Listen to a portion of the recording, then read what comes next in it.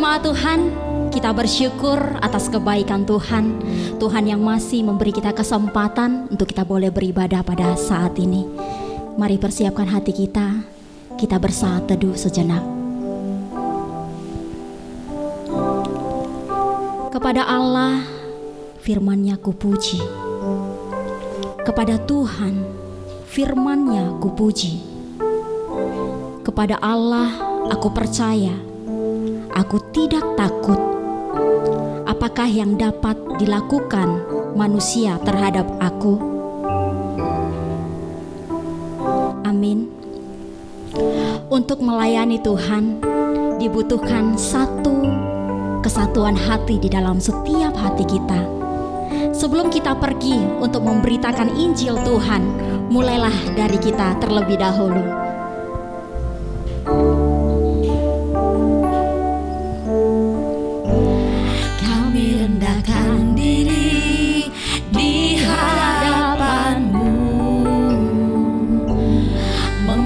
Hancur hati saat berseru agar kami saling melengkapi tubuhmu, seperti kau dan Yesus adalah satu.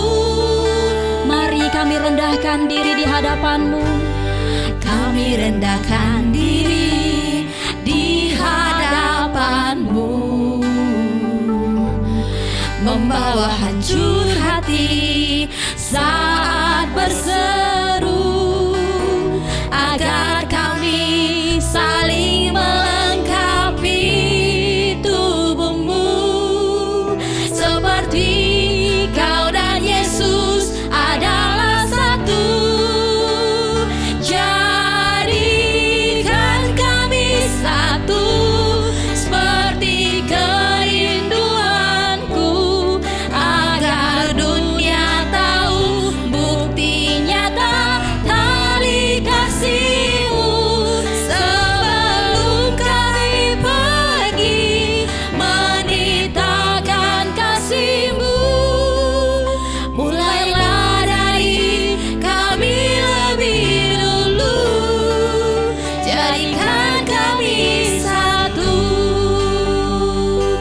rendahkan diri di hadapan-Mu, membawa hancur kami.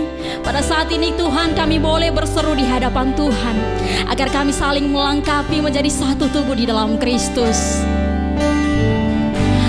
Kami rendahkan diri di hadapan-Mu,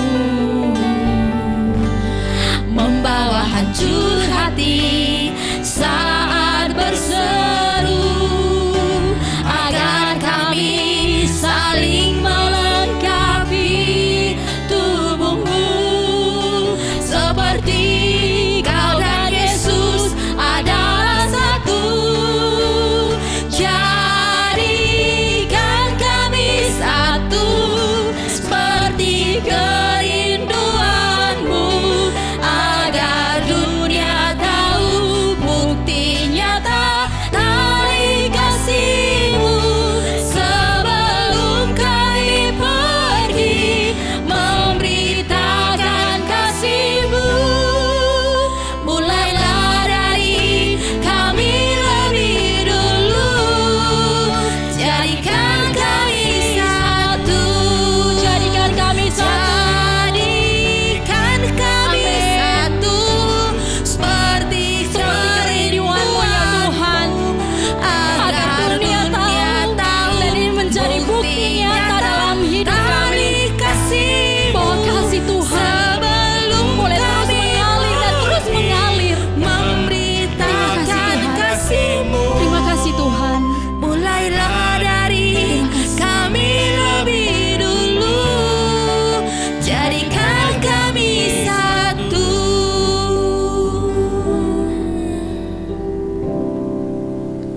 Kita bersatu di dalam doa. Hormat, kemuliaan hanya bagi-Mu ya Tuhan. Kepada Allah saja kami boleh bersyukur ya Bapa, atas kehidupan, atas nafas, atas waktu yang Kau berikan kepada kami. Pernyataan Tuhan yang sungguh luar biasa, hari lepas hari yang boleh kami jalani, hingga Tuhan pada minggu saat ini kami boleh kembali beribadah. Tuhan Yesus, biarlah Tuhan Engkau memberkati ibadah kami. Biarlah ibadah ini menjadi satu kerinduan, menjadi makanan rohani yang mampu memulihkan hati yang hancur, hati yang mulai lemah, dan semakin dekat dengan Tuhan. Bapa, biarlah ibadah ini menjadi ibadah yang kudus, ibadah yang berkenan, ibadah yang memuliakan nama Tuhan. Setiap umat jemaat Tuhan boleh disucikan agar layak menerima berkat-berkat Tuhan pada hari ini. Terima kasih Bapa. Terpuji, termulia nama Tuhan. Kami hanya berdoa di dalam satu nama, Yesus Kristus, Tuhan dan Juru Selamat kami yang hidup. Amin. Sekalipun badai bergelora dalam hidup kita, dunia berguncang, mari kita tetap bersorak-sorak memuliakan nama Tuhan, karena kasih-Nya dari surga telah turun di antara kita semuanya. Terimalah sukacita surga.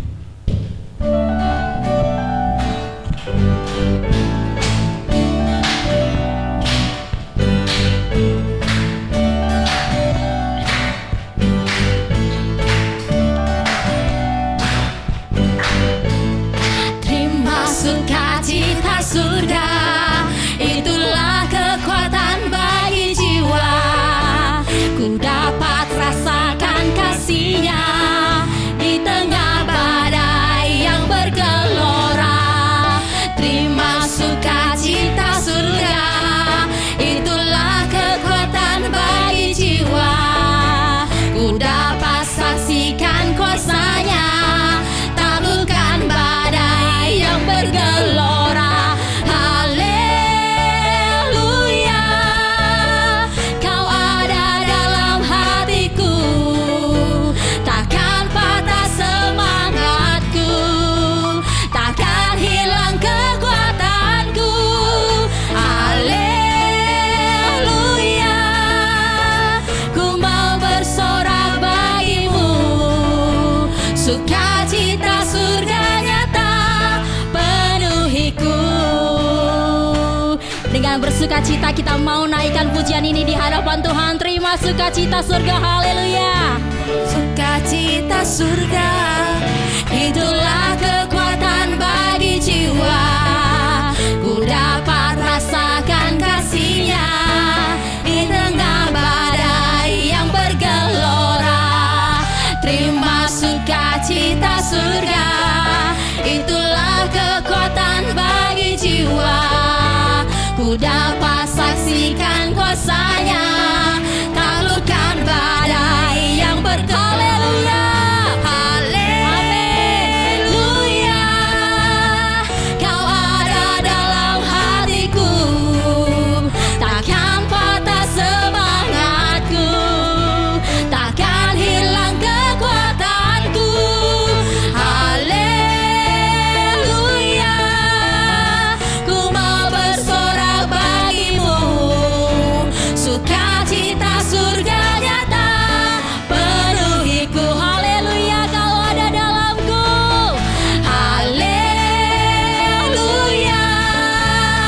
Kau ada dalam hatiku, takkan patah semangatku, takkan hilang kekuatanku.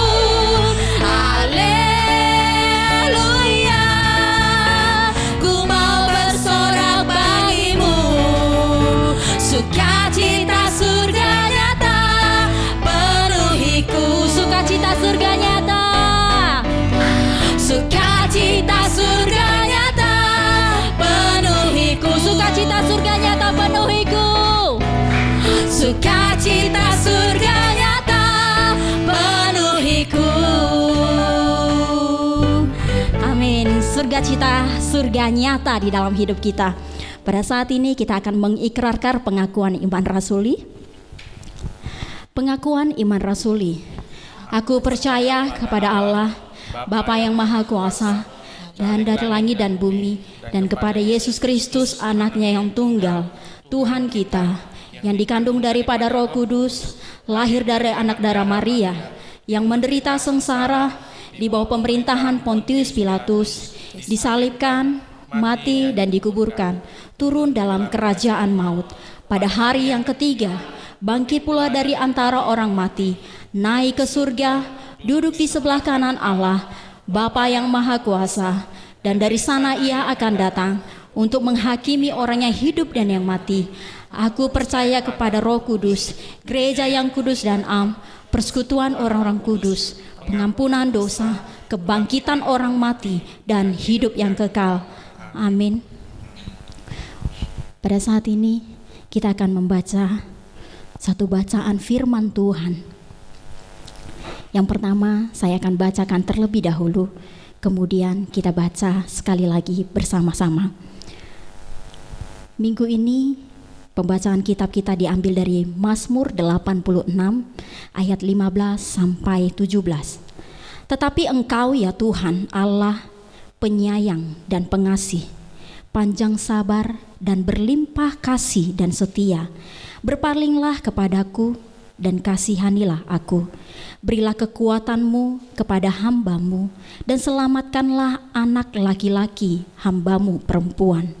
Lakukanlah kepadaku suatu tanda kebaikan, supaya orang-orang yang membenci aku melihat dengan malu bahwa Engkau ya Tuhan telah menolong dan menghiburkan aku.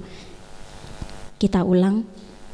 Kita bersama-sama Mazmur 86 15 sampai 17. 1 2 3 ya.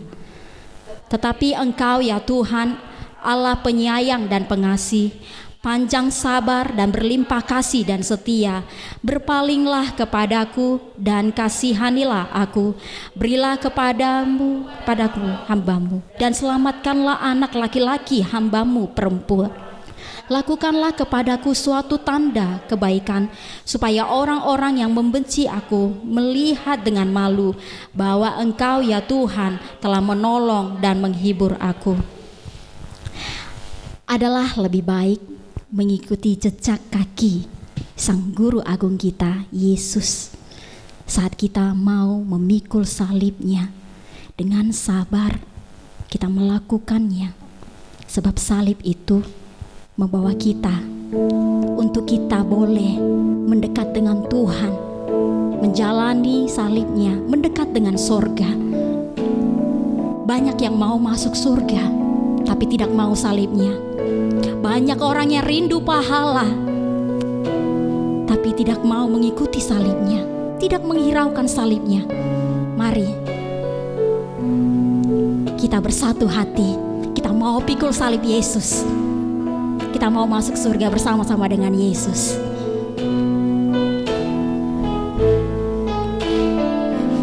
Banyak yang rindu masuk surga tak mau salibnya. Banyak yang rindu pahala serta dunia. Tak hiraukan hanya mau berkat. Tak hiraukan hanya mau berkat. Banyak yang mau kemuliaan, banyak yang mau kemuliaan, tak mau yang hina. Bila Tuhan berkati, Dia puji namanya. Bila Tuhan minta, Dia yang menolaknya. Bila Tuhan minta, Dia yang menolaknya. Bagi yang mengasihi Dia tiada akan tanya. Mengasihi Dia tiada akan tanya. Bahkan jiwa yang berharga korban pun rela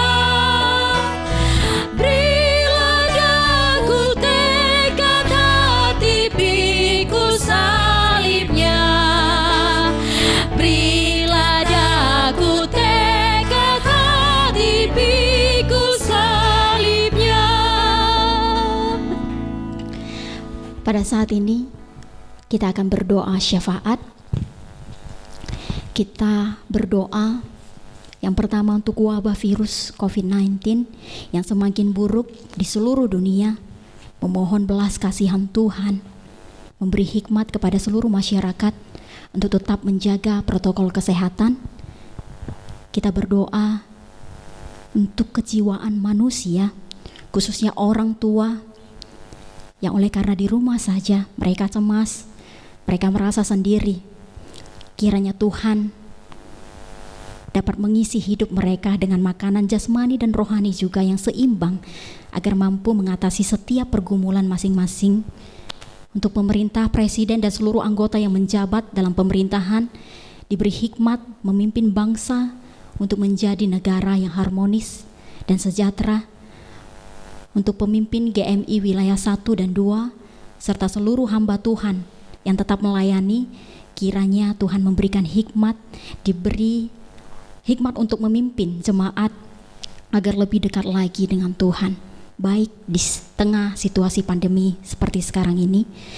Untuk gereja-gereja yang sudah memulai ibadah secara ragawi dari kesehatan untuk tetap menjaga diri sesuai dengan protokol pemerintah. Kita juga berdoa buat jemaat yang sakit.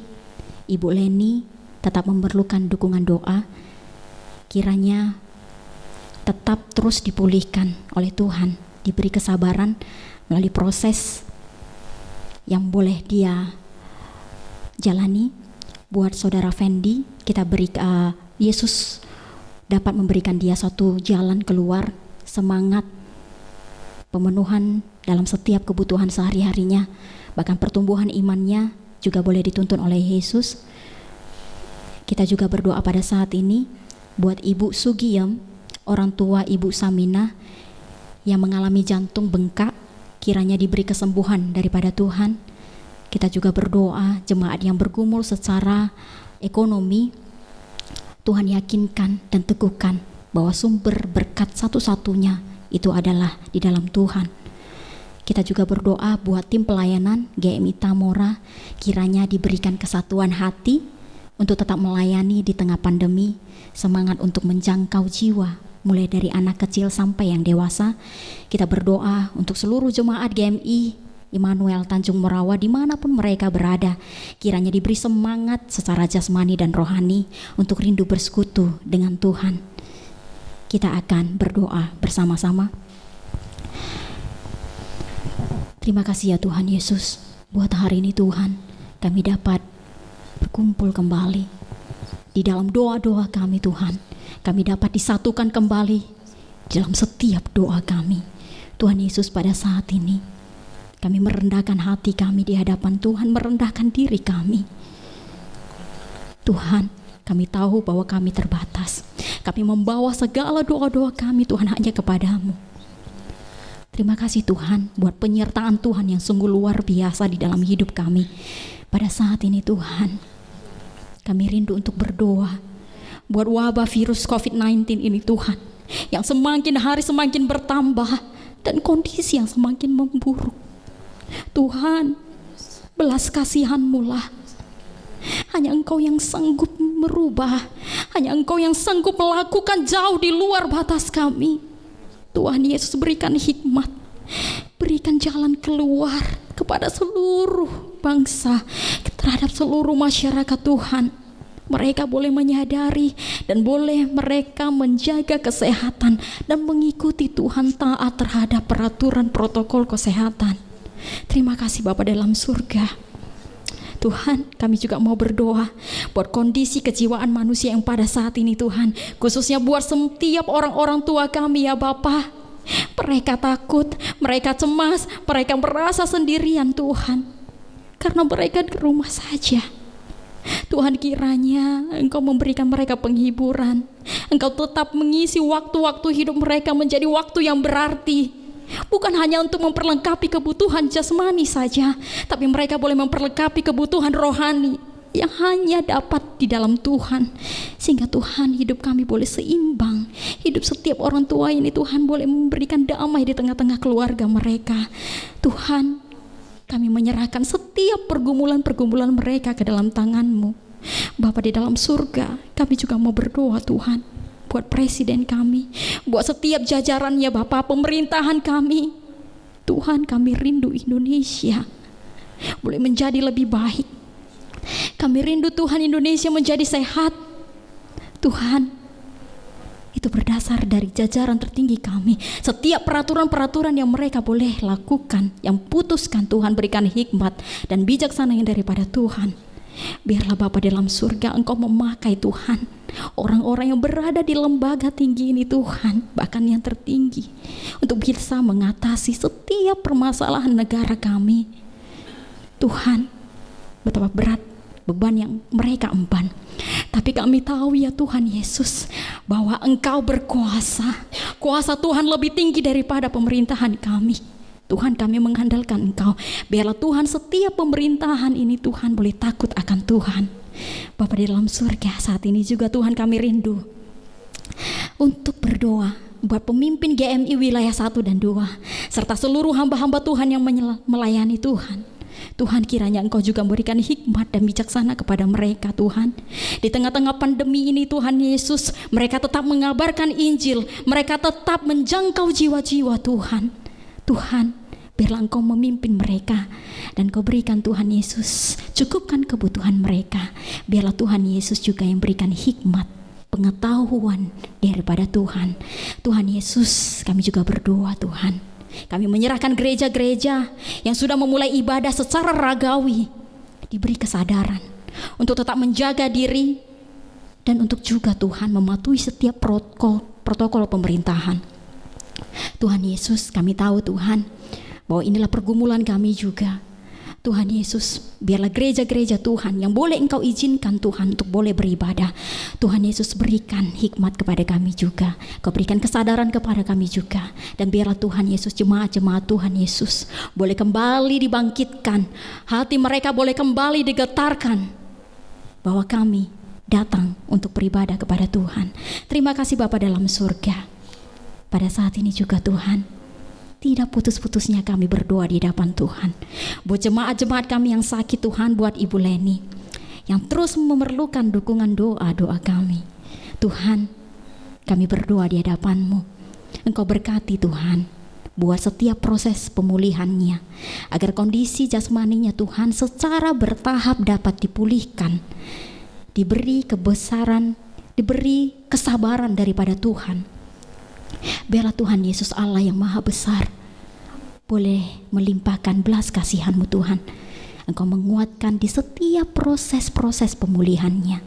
Bapa, kami juga berdoa Tuhan buat saudara kami Fendi, diberikan semangat, diberikan jalan keluar yang terbaik yang daripada Tuhan. Berbagai pergumulan yang dia boleh hadapi Tuhan, pemenuhan ekonominya dan kebutuhan sehari-harinya Tuhan.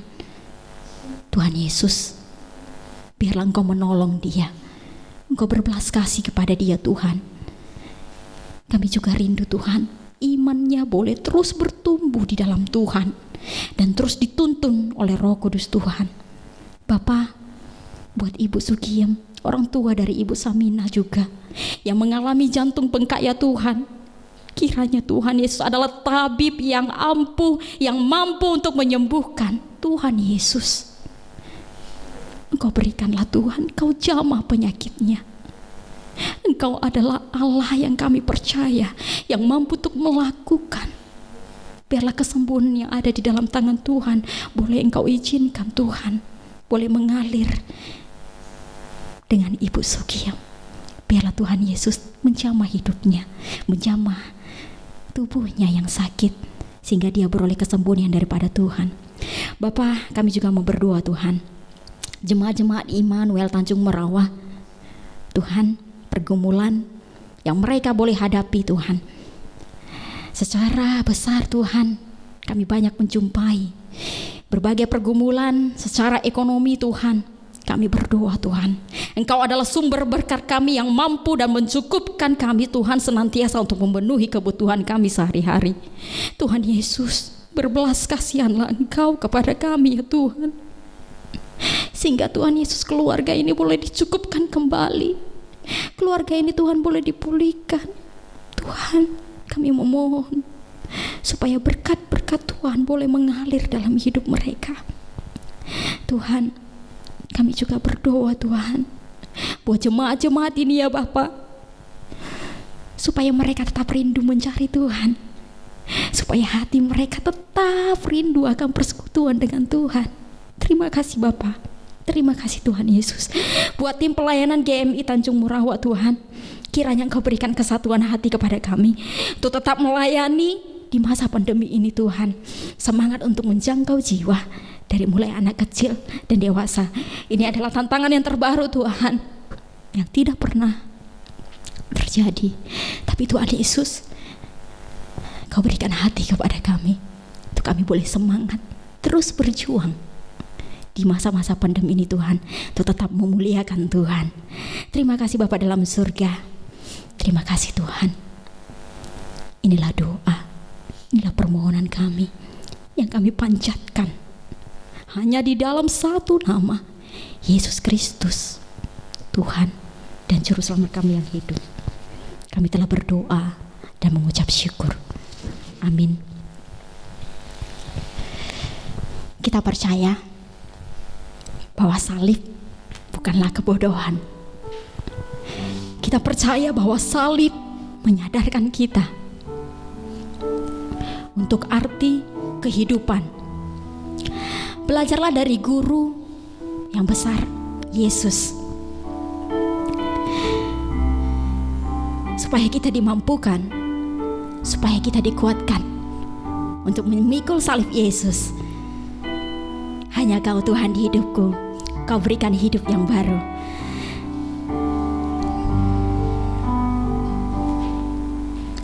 Hanya Kau Tuhan di hidupku,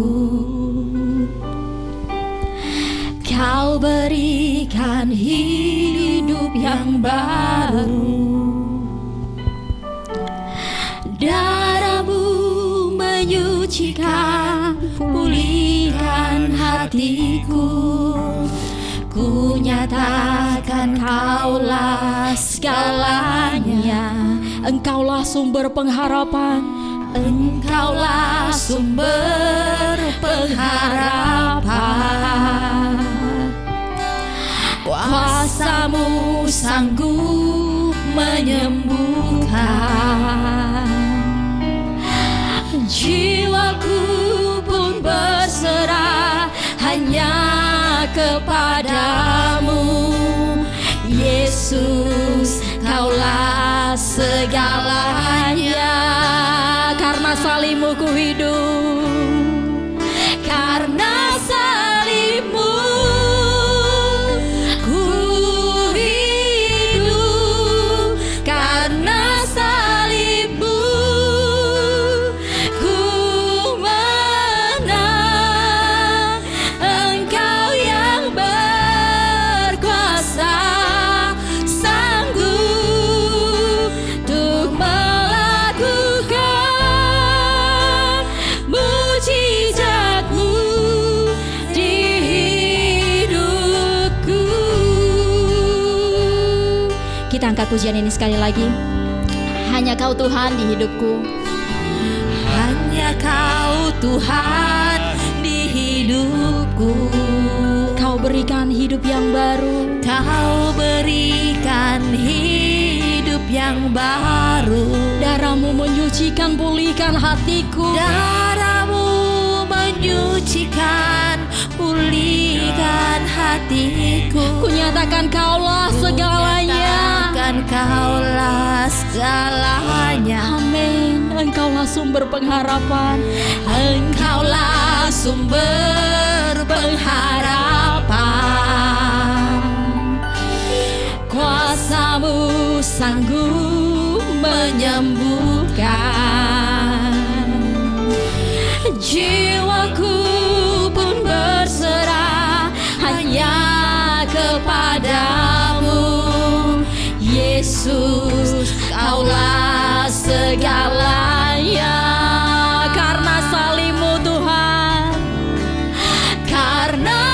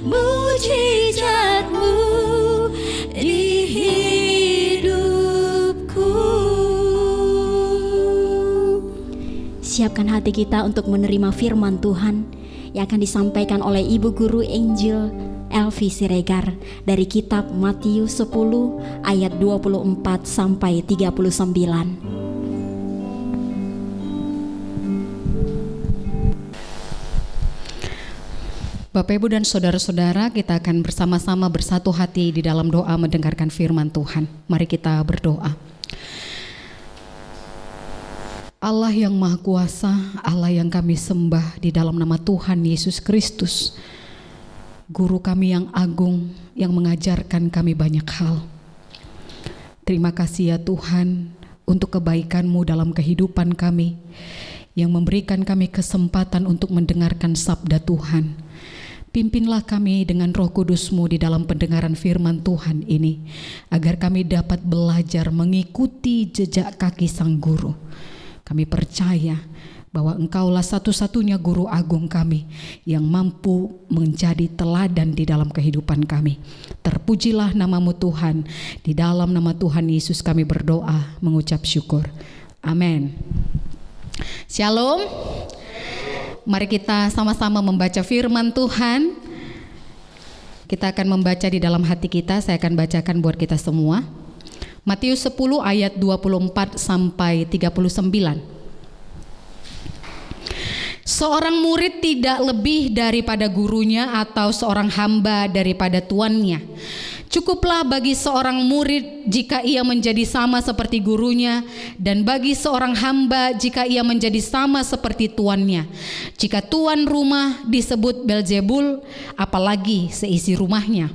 Jadi janganlah kamu takut terhadap mereka, karena tidak ada sesuatu pun yang tertutup yang tidak akan dibuka, dan tidak ada sesuatu pun yang tersembunyi yang tidak akan diketahui. Apa yang kukatakan kepadamu dalam gelap, katakanlah itu dalam terang, dan apa yang dibisikkan ke telingamu, beritakanlah itu dari atas atap rumah. Dan janganlah kamu takut kepada mereka yang dapat membunuh tubuh, tetapi yang tidak berkuasa membunuh jiwa. Takutlah terutama kepada Dia yang berkuasa membinasakan baik jiwa maupun tubuh di dalam neraka. Bukankah burung pipit dijual 2 ekor seduit? Namun seekor pun daripadanya tidak akan jatuh ke bumi di luar kehendak Bapamu. Dan kamu, rambut kepalamu pun terhitung semuanya. Sebab itu janganlah kamu takut, karena kamu lebih berharga daripada banyak burung pipit. Setiap orang yang mengakui aku di depan manusia, aku juga akan mengakuinya di depan Bapakku yang di sorga. Tetapi barang siapa menyangkal aku di depan manusia, aku juga akan menyangkalnya di depan Bapakku yang di sorga. Jangan kamu menyangkal bahwa aku datang untuk membawa damai di atas bumi. Aku datang bukan untuk membawa damai, melainkan pedang. Sebab aku datang untuk memisahkan orang dari ayahnya, anak perempuan dari ibunya, menantu perempuan dari ibu mertuanya, dan musuh orang ialah seisi rumahnya. Barang siapa mengasihi bapa atau ibunya lebih daripadaku, ia tidak layak bagiku. Dan barang siapa mengasihi anaknya laki-laki atau perempuan lebih daripadaku, ia tidak layak bagiku. Barang siapa tidak memikul salibnya dan mengikut aku, ia tidak layak bagiku. Barang siapa mempertahankan nyawanya, ia akan kehilangan nyawanya. Dan barang siapa kehilangan nyawanya karena aku, ia akan memperolehnya. Sedemikian jauh pembacaan firman Tuhan kita pada minggu hari ini. Bapak, Ibu, dan Saudara, saya akan memberikan sebuah tema yang akan kita renungkan, yaitu mengikuti jejak kaki Sang Guru. Mengikuti jejak kaki Sang Guru. Ketika dikatakan dalam firman Tuhan ini, seorang murid tidak lebih daripada gurunya atau seorang hamba daripada tuannya. Kita dapat memberikan satu kesimpulan, berarti murid tidak lebih dari guru. Pada kebudayaan Yahudi ataupun Yunani Romawi, menjadi sama seperti guru itu merupakan hal yang sangat diidamkan oleh seorang murid. Ketika dapat mengetahui setiap ilmu yang diberikan oleh guru, ini merupakan pencapaian terakhir dari seorang murid. Jangankan setara, bahkan mengikuti di belakangnya pun dengan setia merupakan hal terbaik yang dilakukan oleh seorang murid. Dari dulu orang sudah mengenal guru favorit, bukan hanya pada zaman kini. Tapi dari dulu orang juga sudah ingin mengejar dan juga ingin dekat dengan guru yang paling favorit. Coba kita renung-renungkan, apakah kita pernah memiliki guru favorit? Atau sampai hari ini dari mulai TK, SD, SMP, SMA ataupun kuliah, kita sudah lupa dengan guru-guru kita. Karena mungkin ada hal-hal yang membekas di dalam hati kita yang pernah dilakukan guru, tetapi banyak pula orang yang masih mengingat gurunya sampai dia sudah tua. Sehingga ketika budaya ini berkembang sampai saat ini, ada sebuah kebanggaan, ada rasa bahagia ketika seseorang mendapat posisi terhormat sama seperti gurunya. Orang yang dekat, murid yang dekat dengan gurunya, berarti dia memiliki posisi yang sama-sama terhormat di hadapan banyak masyarakat, sama seperti gurunya. Tetapi bagaimana dengan teks dalam Matius ini?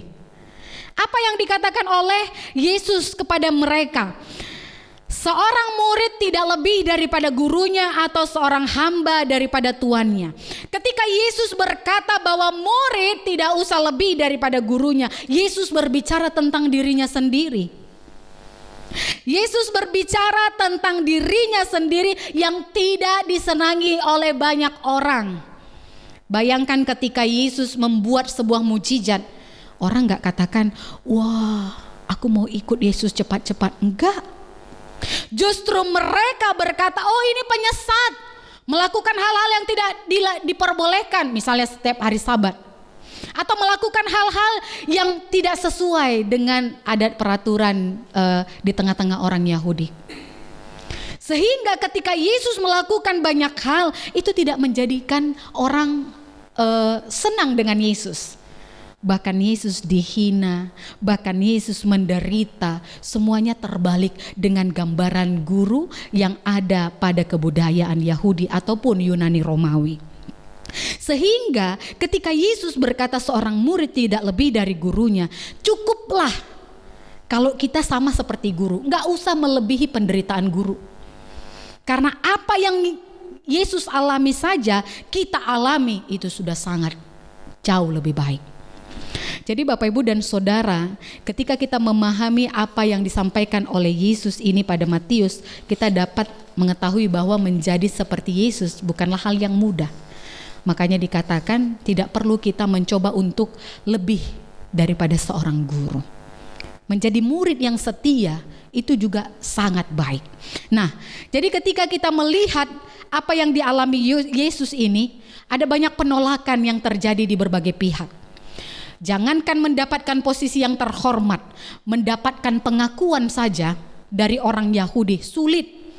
Bahkan murid-murid yang mengikuti Yesus saja sulit diterima di kalangan masyarakat. Begitu pula lah apa yang Yesus sampaikan itu, ketika kau mendapatkan penolakan, itu sudah saya lalui terlebih dahulu. Itulah makanya dikatakan kembali lagi tidak usah lebih daripada seorang guru.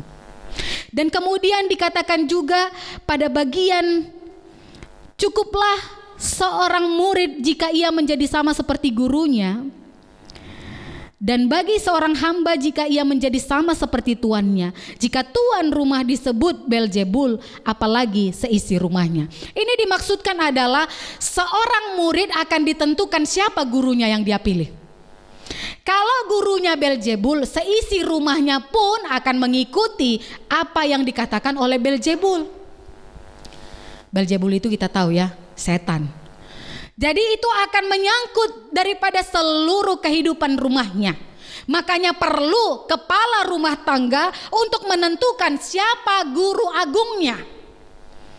Kita gak boleh asal-asalan, walaupun kita menyukai satu idola atau kita menyukai satu tokoh, kita memiliki satu teladan yang ada di dunia ini, tetaplah Bapak Ibu dan Saudara tidak boleh mengasihi manusia lebih daripada kita mengasihi Tuhan.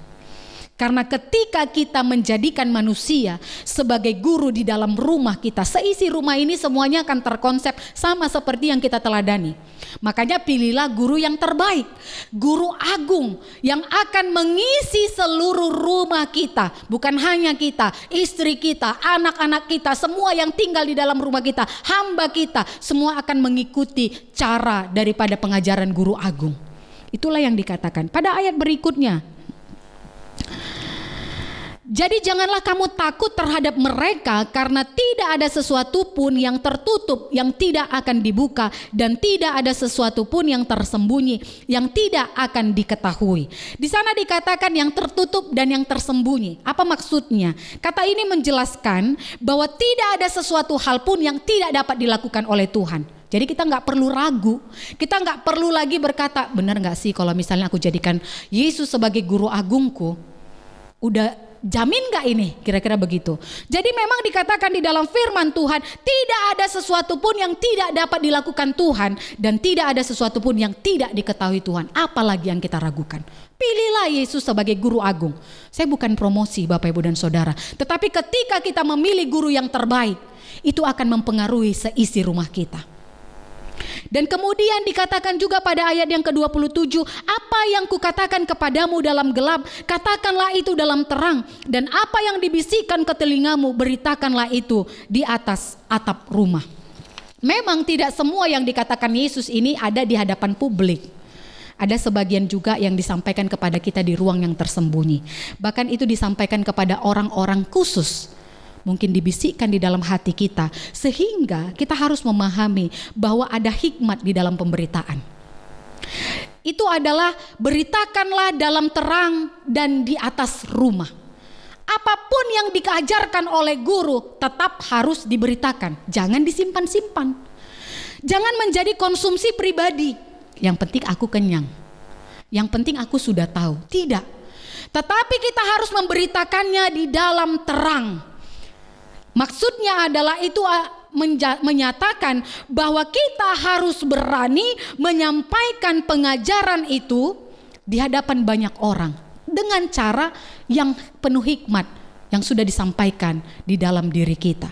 Dan juga ketika kita disampaikan secara khusus di dalam hati kita, maka kita juga harus mampu memberitakan itu kepada setiap orang. Dikatakan jangan sampaikan itu di bawah rumah, di atas rumah. Kalau melihat konteks daripada orang Yahudi, mereka memiliki interior rumah itu, arsitektur rumah, ada lotengnya, ada tingkat duanya.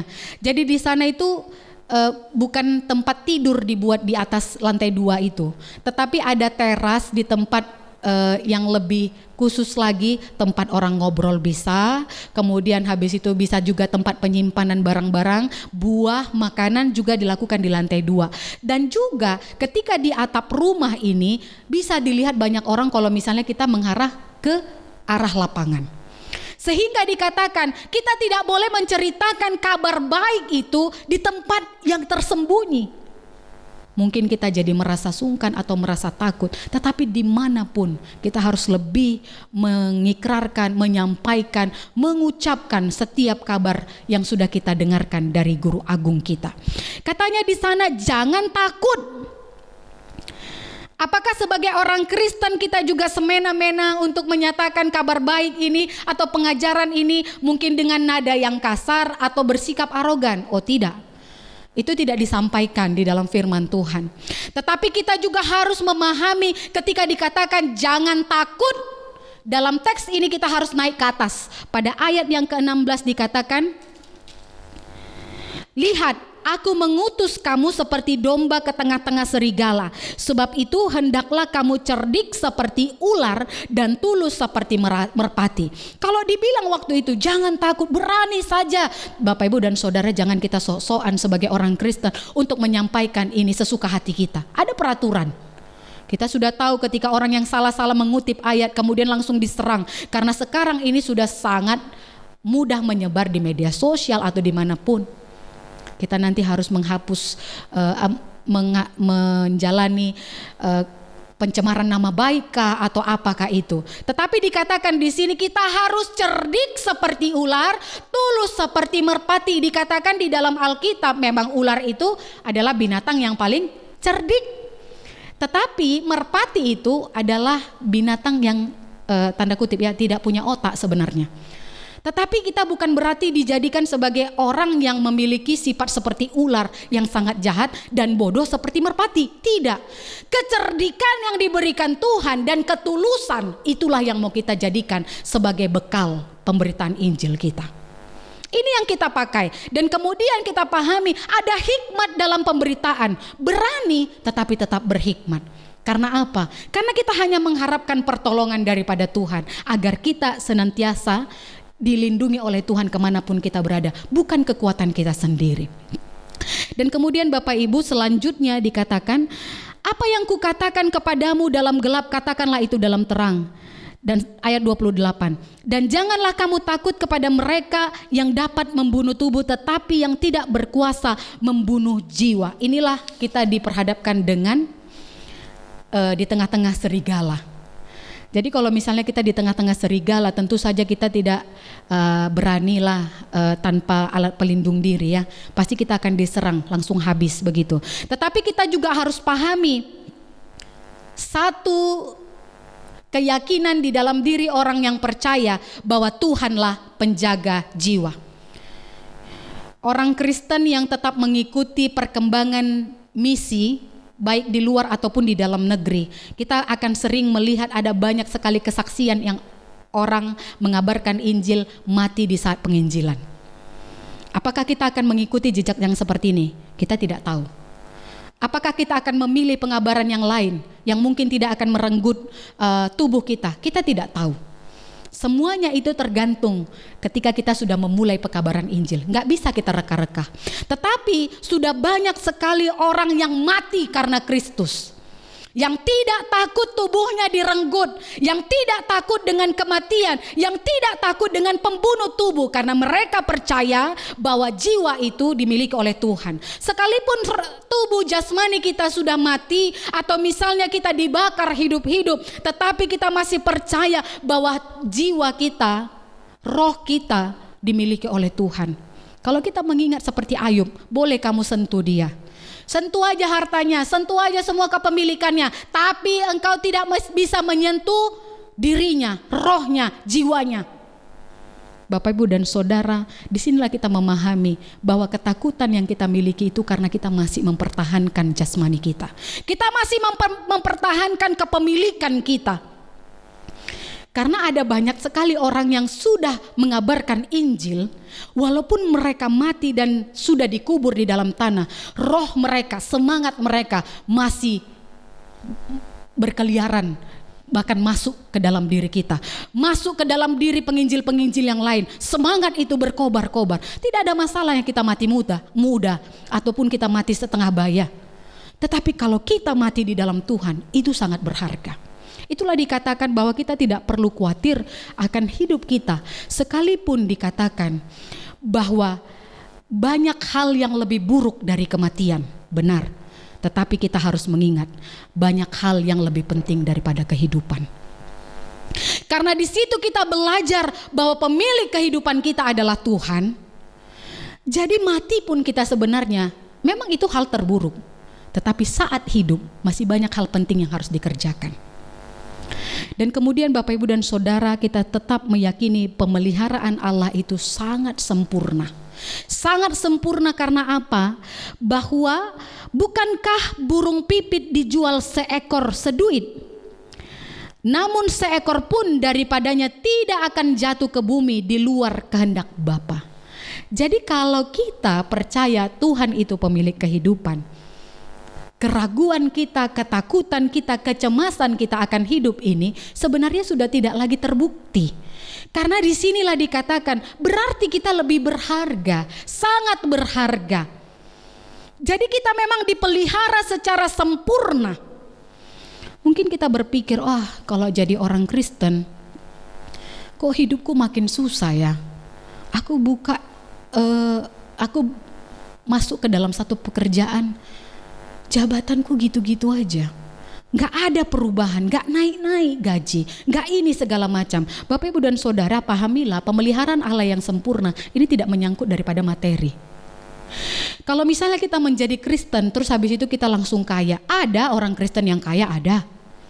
Tapi banyak orang Kristen yang miskin. Tetapi orang yang kaya yang tidak Kristen pun banyak. Tetapi orang yang tidak Kristen yang miskin pun banyak. Jadi tidak ada indikator materi ketika kita hidup di dalam Tuhan. Tetapi ada orang yang dipilih Tuhan untuk menjadi kaya, dia setia dan taat karena ada tujuan Tuhan di dalam kekayaannya. Tapi ada pula yang dipilih Tuhan menjadi miskin karena ada tujuan Tuhan juga di dalam kemiskinannya. Apakah ketika kita miskin kita nggak bisa mengabarkan Injil? Bisa. Dengan kemiskinan kita bisa menguatkan orang kaya yang tidak percaya kepada Tuhan. Sedangkan aku yang miskin dicukupkan, dipelihara dengan sempurna. Orang itu mungkin bisa mendengar, oh makin semangat. Aku punya ini dan itu kok aku jadi ketakutan. Bapak Ibu dan Saudara, pemeliharaan Allah sangat sempurna dalam hidup kita. Cuman pertanyaannya, apakah tujuan hidup kita di hadapan Allah? Apakah kita kaya ataukah kita miskin? Kesempurnaan pemeliharaan Allah itu harus kita ketahui tujuannya apa. Dan kemudian Bapak Ibu dan Saudara, ketika kita mengikut Tuhan, beranilah mengaku di hadapan banyak orang. Karena di sini dalam firman Tuhan dikatakan, orang yang mengakui aku di depan manusia, aku juga akan mengakuinya di depan Bapakku yang di surga. Ketika kita takut kepada Tuhan, pasti kita tidak takut kepada manusia. Tapi kalau kita takut kepada manusia, jangan pernah berani berkata aku takut kepada Tuhan. Orang yang takut kepada Allah pasti tidak takut kepada manusia. Tetapi orang yang tidak takut kepada manusia tidak akan pernah takut kepada Allah. Jadi orang yang berani mengakui Allah di hadapan manusia, dia juga diakui sebagai murid.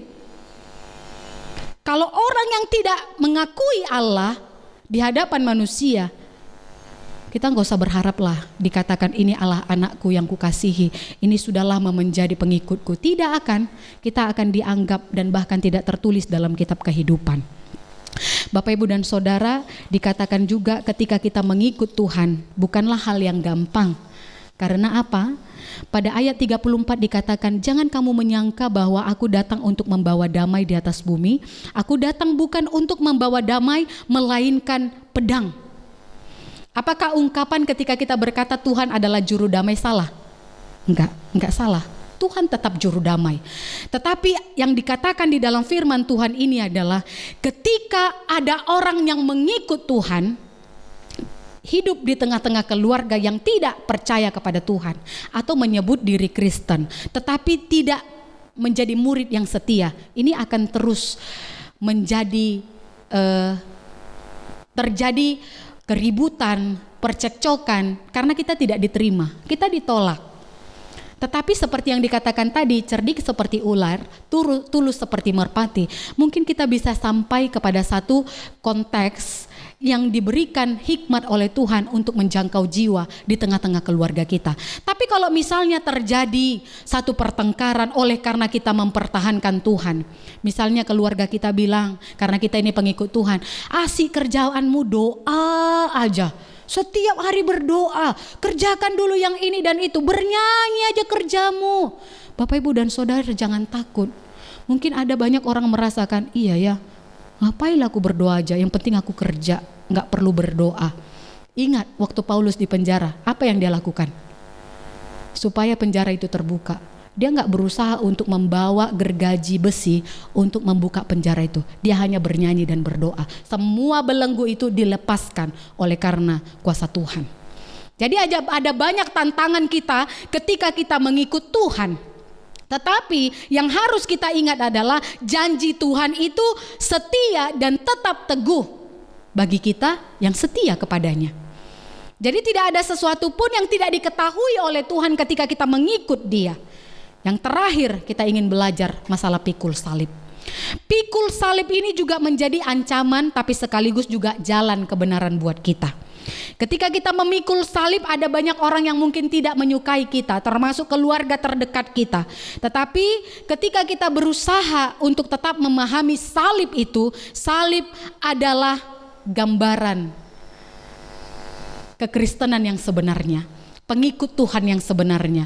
Jangan anggap sebagai kebodohan salib itu. Salib itu adalah hidup. Salib itu yang akan mengajarkan kita tentang perjalanan, pelayanan, bahkan penderitaan Tuhan. Jadi jangan pernah potong salib, jangan pernah mengabaikan salib, atau jangan pernah mempermudah salib. Salib memang seperti ini. Menjadi orang Kristen kok susah kali sih? Kok repot kali? Kok banyak kali peraturannya ini dan itu? Bagaimana kalau misalnya kita sekolah? Kita mau naik kelas dari TK ke SD, SD ke SMP, SMP ke SMA, SMA ke kuliah. Kita semua punya peraturan, punya ujian masing-masing. Kenapa kalau misalnya kita mau menjadi murid Kristus juga ada tahapan? Pikul salib sesuai dengan iman masing-masing. Pertumbuhan iman itu akan ditunjukkan dengan setiap keseharian kita.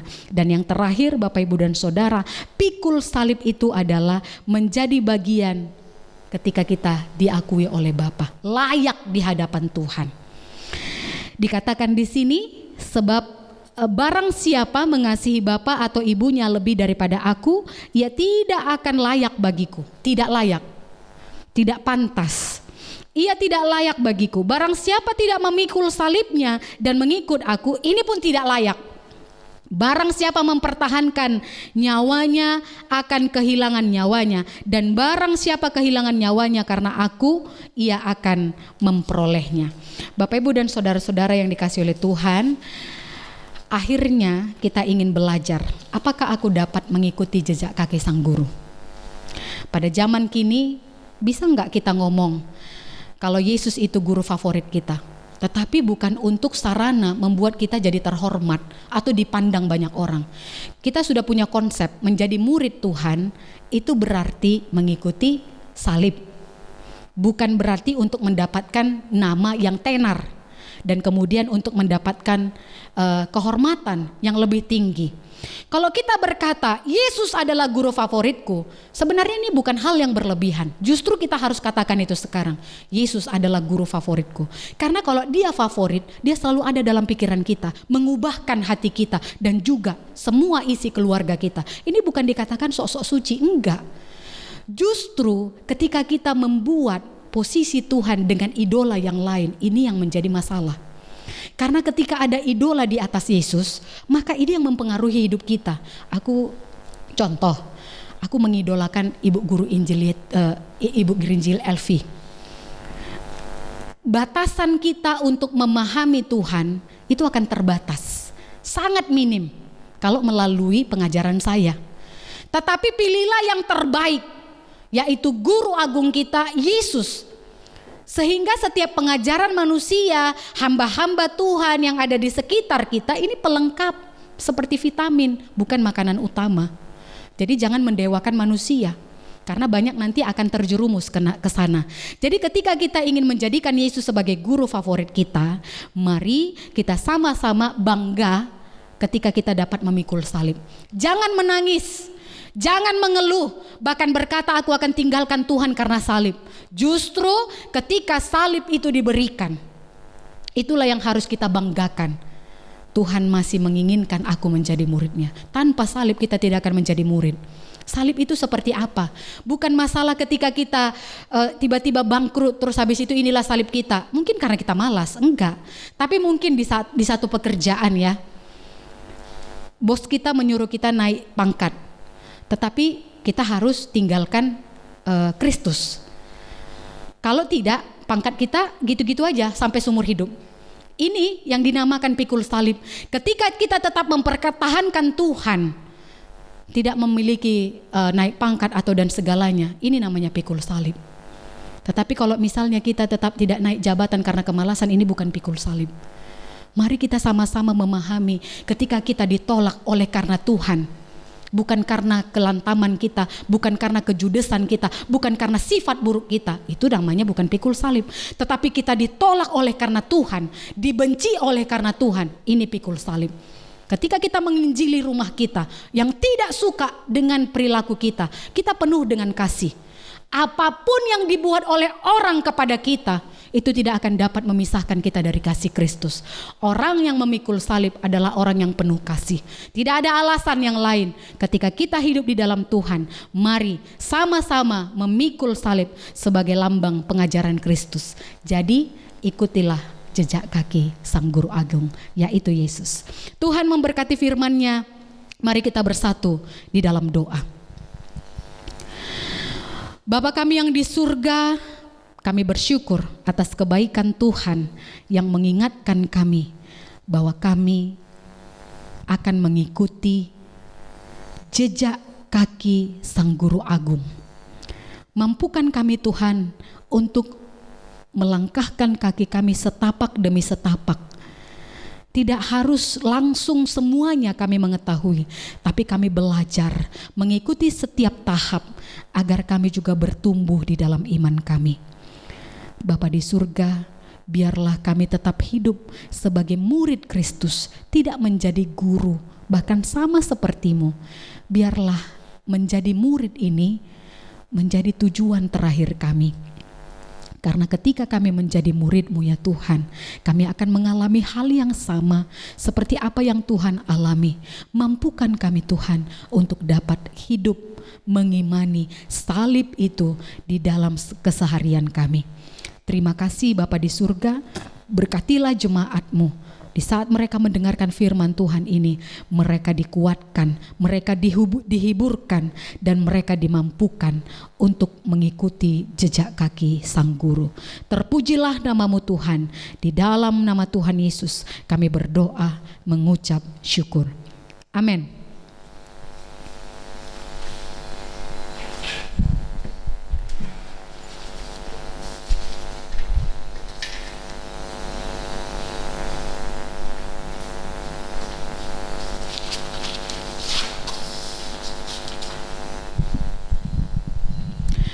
Bapak Ibu, saat ini kita akan mengakhiri acara kebaktian kita. Mari kita sama-sama berdoa, doa yang diajarkan Tuhan Yesus kepada murid-muridnya, dan kita nyanyikan doksologi, kita terima berkat dan amen song. Mari kita bersatu di dalam doa.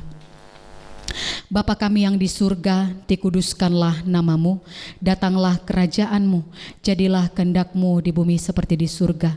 Berikanlah kami pada hari ini makanan kami yang secukupnya, dan ampunilah kami akan kesalahan kami, seperti kami juga mengampuni orang yang bersalah kepada kami.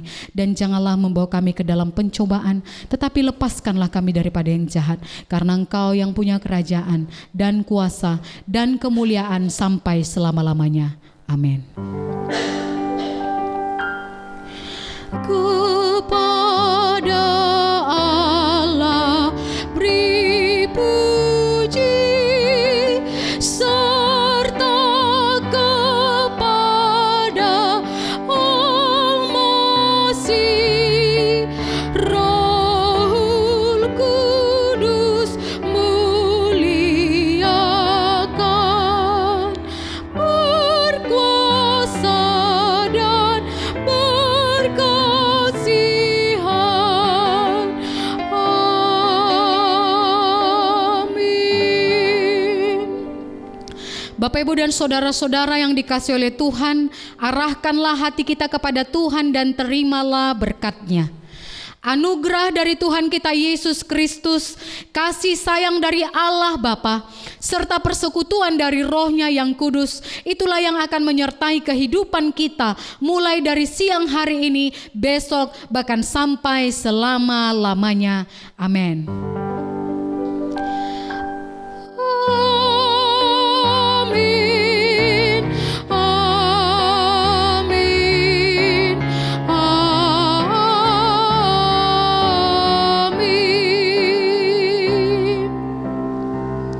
Jemaat dipersilakan untuk bersatu teduh sejenak.